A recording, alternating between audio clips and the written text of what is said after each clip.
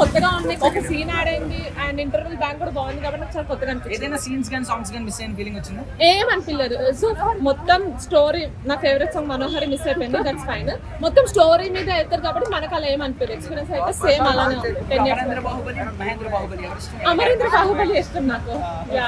Okay, so I mean next Prabhas 3 సినిమాలు ఉన్నాయి. Spirit ఉంది, ఓజీ ఉంది, Raja Saab.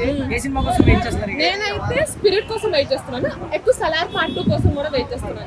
So excited about Prabhas movies. చాలా ఇష్టం. ఫైనల్లీ ఏం చెప్తారు? వర్త్ వాచింగ్ అని చెప్తారు? బాహుబలి చాలా వర్త్. 3 hours 45 minutes అని ఏం కంగారు పడద్దు. ఫ్యామిలీస్, ఫ్రెండ్స్, పిల్లలు అందరూ రావచ్చు.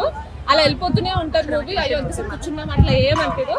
Rajamouli he made sure every scene smoothly cut and మంచి సీన్స్ ఉండేసి చాలా బాగుంటుంది. టీ షర్ట్ ఒకసారి చూపెడతారా? సో రాజాసాబ్ టీజర్ వచ్చింది కదా, ఫైన్.